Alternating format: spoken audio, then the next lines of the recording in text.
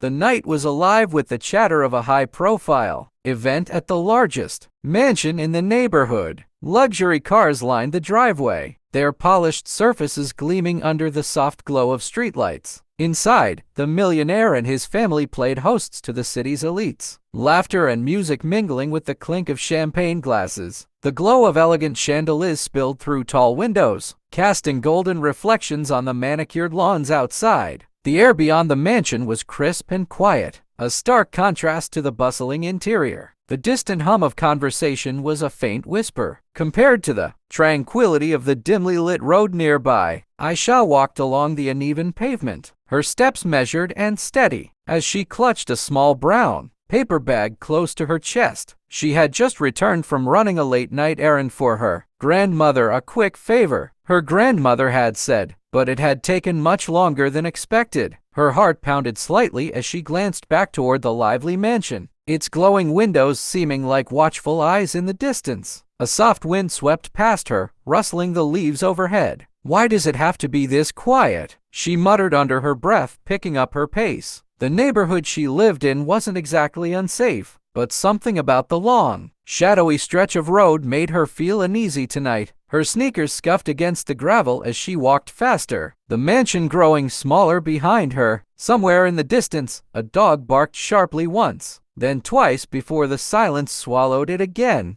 Aisha clutched the bag tighter, her fingers curling around its edges. "Almost home," she whispered, trying to reassure herself. But then, she froze. Ahead of her, a faint sound echoed footsteps. They were steady, deliberate, and growing louder. Aisha's heart thudded in her chest as she stopped in her tracks, straining her ears to confirm what she was hearing. The footsteps were unmistakable now, crunching against the gravel in a slow, measured rhythm. Aisha glanced around, her breath quickening. The road stretched ahead of her, empty but dimly lit by the flickering streetlights. The mansion's glow was a distant memory behind her, and the houses around her seemed eerily dark, as if their occupants had long since gone to bed. "Who's there?" she called out, her voice trembling slightly. The footsteps stopped abruptly. The silence that followed was deafening, so still that Aisha could hear the rapid thump of her own heartbeat. Her fingers tightened around the paper bag, as though it could somehow protect her. For a moment, there was nothing, no sound, no movement. Aisha swallowed hard, her eyes darting around nervously. Had she imagined it? She took a cautious step forward, her sneakers making an audible scuff against the ground. And then, the footsteps resumed closer this time. Her breath hitched, and she whirled around, scanning the shadows. A figure emerged from the gloom, their silhouette tall and unfamiliar. The faint light from a distant street lamp illuminated them just enough to show a hood pulled low over their face. "Excuse me," Aisha called out, her voice louder now, but it cracked at the edges. The figure didn't respond, continuing their slow, deliberate approach. Aisha's instinct screamed at her to run, but her legs felt rooted to the ground. She clutched the bag tightly, her knuckles white. "I'm not scared of you," she blurted, though the wobble in her voice betrayed her. The figure stopped a few feet away, standing motionless. The air between them felt heavy, charged with an unseen tension. Then, without warning, the person raised their hand not toward her, but toward their hood, pulling it back to reveal their face. It was a boy. He couldn't have been much older than Aisha, his face thin and pale under the faint light. His dark eyes locked onto hers, and for a moment, neither of them spoke. Then, he took a small step closer, his voice low and cautious. "Sorry, I didn't mean to scare you." Aisha blinked, still frozen in place. "Then what were you doing?" she demanded, her voice shaking with a mix of fear and frustration. The boy hesitated, glancing around before replying. I think someone's following me." Aisha stared at him, her mind racing. The boy's voice trembled slightly as he spoke, and for a moment, she wasn't sure if she should trust him or run. "Someone's following you?" she asked, her voice quieter now, curiosity starting to creep in alongside her fear. She looked past him into the shadows, but the road behind him was empty. "Where?" The boy shook his head, stepping closer. His hoodie was tattered at the edges, and there were smudges of dirt on his face, as though he'd been running for a while. "I don't know where they went," he said, glancing over his shoulder nervously, "but they've been following me for blocks. I swear I'm not making this up." Aisha wanted to believe him, but her grandmother's warnings about strangers echoed in her mind. Still, there was something about the fear in his eyes that felt real. "Okay, fine," she said cautiously. "But if someone's really following you, why stop here? Shouldn't you keep running? I thought maybe you'd help me," he admitted, his voice barely above a whisper. He looked down at the bag in her hands. "You live around here, right? It's not safe out here alone." Aisha hesitated, unsure how to respond. The boy was right, being out this late was risky, and if he wasn't lying, then whoever was following him could still be nearby. Before she could decide, another voice called out, cutting through the silence like a blade. "Aisha, is that you?" Aisha whipped around, startled. From the direction of the mansion came a woman, her high heels clicking sharply against the pavement. She was tall, with striking features and an air of authority. Her sleek black dress shimmered faintly in the low light, and her short, wavy hair framed her face like something out of a magazine.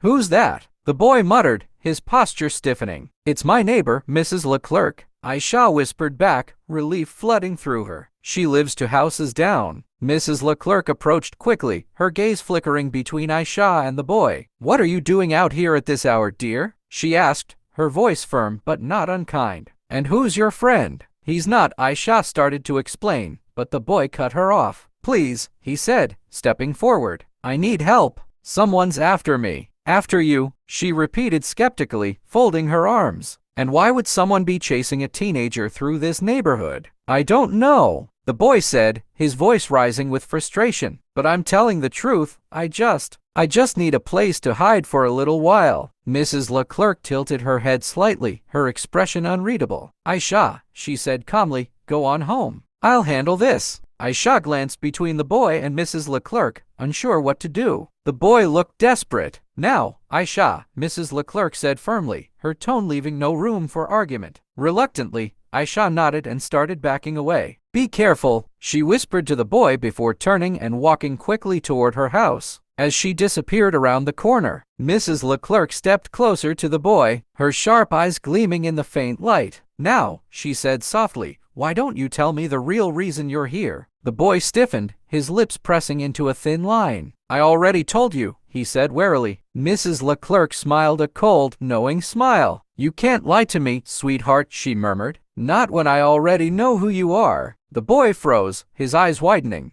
"What?" Before he could say anything else, a low growl echoed from the shadows behind him. Both he and Mrs. Leclerc turned sharply toward the sound as another figure stepped into the dim light, a man this time, dressed in a long, dark coat. Well, the man said, his voice dripping with menace. "You've caused quite the stir tonight, haven't you?" The boy took a step back, his face pale. "Stay away from me," he said, his voice shaking. Mrs. Leclerc, however, didn't flinch. Instead, she straightened her posture and turned to the man with an arched brow. "Is this your doing?" she asked coolly. The man chuckled darkly, his eyes glinting like a predator's. "Let's just say, I have a vested interest in our young friend here." "Not anymore," Mrs. Leclerc said sharply. Her tone shifted, cold and commanding. "He's under my protection now." The man's smile faltered, and he stepped closer, his boots crunching against the gravel. "Do you even know what you're getting into, Leclerc?" he hissed.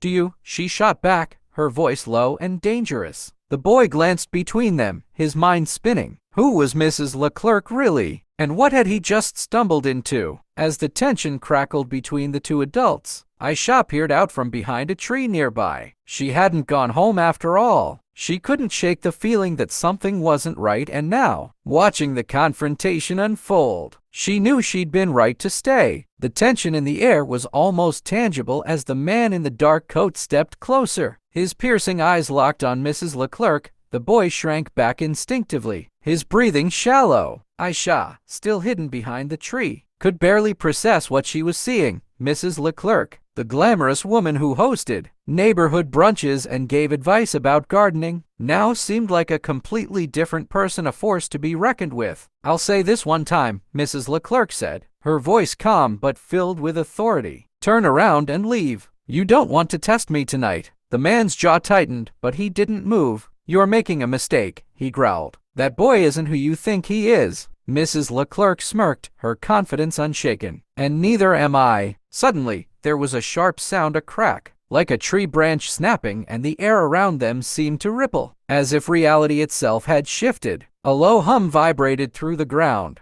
and the shadows seemed to stretch unnaturally, reaching toward the man like living tendrils. His eyes widened in alarm. "You," he stammered, taking a step back. "You're one of them." Mrs. Leclerc's smile deepened, though it carried no warmth. "That's right," she said, her voice steady. "And you're out of your depth." The man hesitated for a moment longer, then snarled and spun on his heel, retreating into the darkness. The humming stopped, the shadows receded, and the tension in the air lifted as if nothing had happened. The boy stared at Mrs. Leclerc, his mouth slightly open. What was that?" he asked, his voice barely above a whisper. Mrs. Leclerc turned to him, her expression softening just slightly. "Let's just say I've been around long enough to know how to deal with people like him," she said. "Now, come on, let's get you somewhere safe."